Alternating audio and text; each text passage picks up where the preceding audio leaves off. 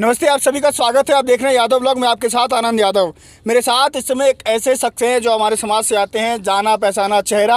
आपने देखा होगा, उनका खुद का एक चैनल है द ओम यादव शो। मेरे साथ इस समय ओम यादव भैया मौजूद हैं, इनसे बातचीत करूँगा। और बहुत दिन से मैं इनको फ़ोन कर रहा था, बाकी आप पता है आपको यादव ब्लॉग एक ब्लॉगिंग चैनल है। मैं बहुत दिन से भैया को फ़ोन कर रहा कि भैया थोड़ा मिलते हैं, बातचीत करते हैं अरेंजमेंट पे, अपने समाज के मुद्दे पे बहुत सारी बातें हैं, थोड़ा उनसे मिलने का। आज इन्होंने समय दिया, ये भी थोड़ा बिजी रहते हैं। आज इन्होंने समय देखिए, समय ऐसा है मतलब कहीं जा रहे थे तो गाड़ी मिली हमें। मैंने बोला ठीक है भैया, मैं आपकी गाड़ी में इंटरव्यू कर लूँगा, कोई दिक्कत नहीं है, बस आप समय दे दीजिए। तो आप जैसा आपको पता है कि यही रेजिमेंट की कॉल भी है 23 तारीख को, और ये लगातार अपने समाज के मुद्दे, इनका चैनल है तो ओम यादव शो, जाकर आप देख भी सकते हैं और बातचीत करते हैं। भैया सबसे पहले आपका स्वागत है। जय यादव, जय माधव। जय यादव, जय माधव। और सबसे पहले मैं आप सभी लोगों को जय श्री कृष्ण बोलता हूं। तो आनंद जी को मैं देखता हूं, उनका यादव व्लॉग चैनल है, काफ़ी अच्छा काम कर रहे हैं समाज के लिए। सारे मुद्दों को ये अपने चैनल के ऊपर दिखाने का काम करते हैं। तो काफ़ी दिनों से ये मेरे संपर्क में थे, आज समय मिला तो हमने सोचा चलो इस बात करते हैं। तो बहुत बहुत धन्यवाद आनंद भाई मुझे अपने चैनल के ऊपर लाने के लिए। नहीं बिल्कुल, और ये तो परिवार है, अपना परिवार धीरे धीरे बड़ा हो रहा है। और बाकी यही है कि बात करते हैं कि अहिर रेजिमेंट को लेकर के करीब 100 सालों से ज़्यादा यादव समाज के लोग संघर्ष कर रहे हैं। और पिछले 200 दिन से भी ज़्यादा खेड़की दौला हो, वहाँ पर यादव समाज के लोग संघर्ष कर रहे हैं अहिर रेजिमेंट को लेकर। और पूरे देश भर में लगातार अहिर रेजिमेंट को लेकर आंदोलन होते रहते हैं, धरने होते रहते हैं, प्रदर्शन होते रहते हैं। बिल्कुल। और अभी 23 तारीख को एक काफ़ी बड़ी रैली का भी आयोजन किया गया, धरने प्रदर्शन का भी आयोजन किया गया है।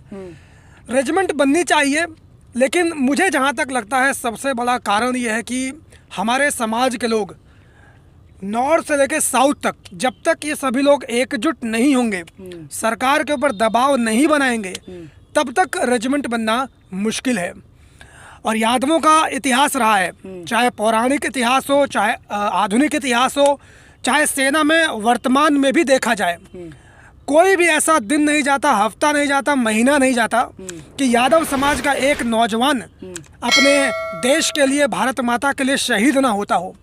लेकिन इसके बावजूद अगर हमारे देश की सरकार यादवों के बलिदान को नहीं समझती है और रेजिमेंट नहीं बनाती है, तो मैं तो इसका बड़ा विरोध करता हूं।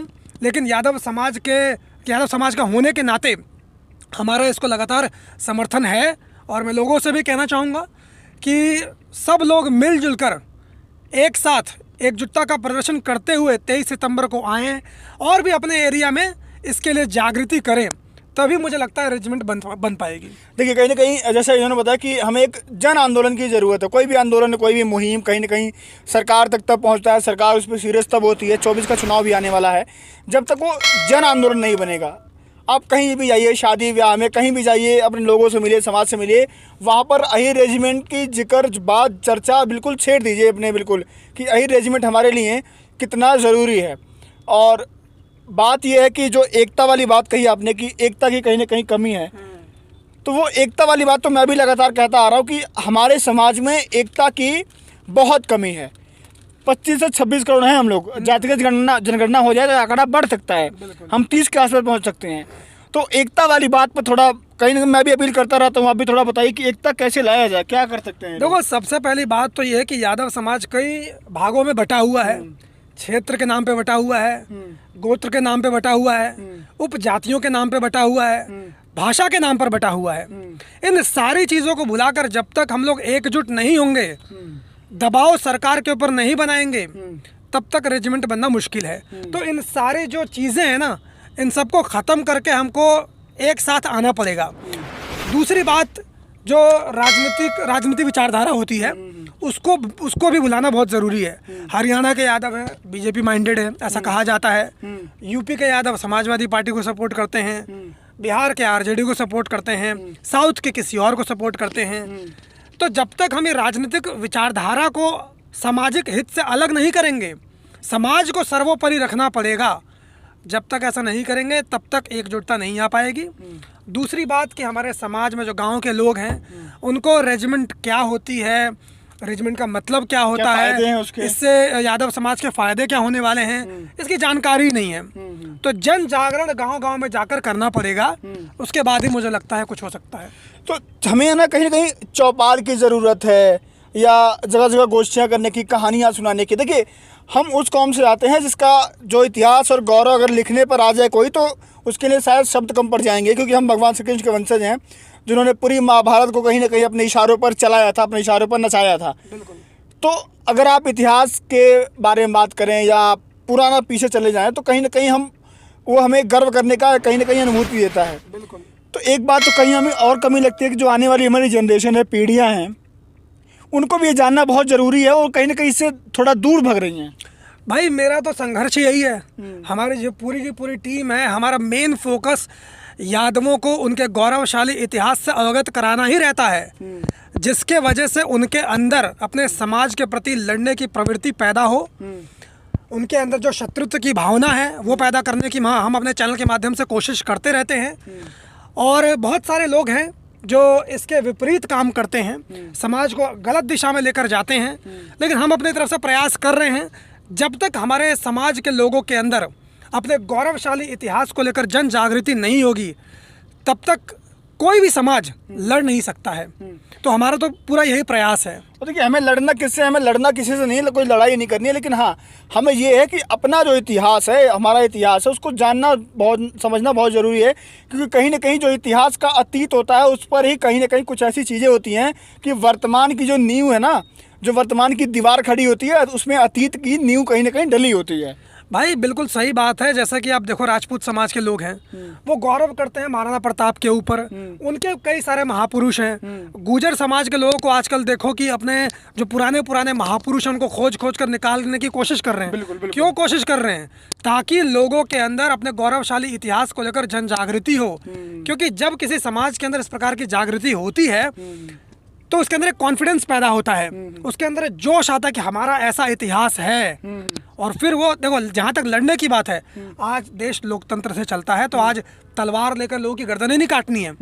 लड़ने का मतलब है कि सड़कों पर उतरें, अपनी आवाज़ को बुलंद करें, जन आंदोलन करें, किसी से दबे नहीं, मतलब इस तरह की भावना की बात है। और हमें जो आई रेजिमेंट की जो हमारी मांग है, जो सारी चीज़ें हैं, कहीं ना कहीं उसको जन आंदोलन बनाने की ज़रूरत है। और 23 सितंबर को ओम भैया भी वहाँ पर आएंगे, मैं भी वहाँ पर रहूँगा। पूरी कोशिश करेंगे हम लोग आप लोगों से मिला जाए, और उम्मीद है आप लोग जैसे कमेंट सेक्शन में बताते रहते हैं कि आप लोग भी वहाँ पे जुड़ेंगे। एक दिन का आंदोलन है, शांतिपूर्वक आंदोलन है। दिल्ली में कहीं ना कहीं पूरी दिल्ली को एहसास होना चाहिए कि दिल्ली में यादव आए हैं और अपना कुछ अपना अधिकार मांगने आए हैं, किसी भीख तो है नहीं, क्योंकि यही रेजिमेंट हमारा हक है, अधिकार है। तो वो कहीं ना कहीं एहसास करवाना है सरकार को हमें 2024 चुनाव से पहले, और बहुत अच्छा मौका हमारे पास। बिल्कुल सही बात है। मैं तो कहता हूँ सिर्फ 23 सितंबर ही क्यों, जहाँ जहाँ रेजिमेंट को लेकर आंदोलन चल रहे हैं, जन जागृति अभियान चल रहे हैं, वहाँ समाज के लोगों को पहुँचना चाहिए। 23 सितंबर को हो रहा है, तो जो भी आसपास के लोग हैं वो आएँ, शिरकत हों, एक अपनी शक्ति दिखाने का काम करें। क्योंकि लोकतंत्र में जिसके पास जनसंख्या बल होता है, उससे सरकार झुकती है। तो सरकार को जब तक हम झुकाएंगे नहीं, जब तक सरकार को ये नहीं लगेगा कि उनको वोट की चोट मिलेगी, तब तक किसी भी काम को सरकार नहीं करने वाली है। देखिए, सरकार को एहसास करवाना होगा कहीं ना कहीं कि भाई आई रेजिमेंट कोई ऐसा नहीं है कि मुद्दा हवा का मुद्दा है, हवा में कि आज है नहीं है कल नहीं है।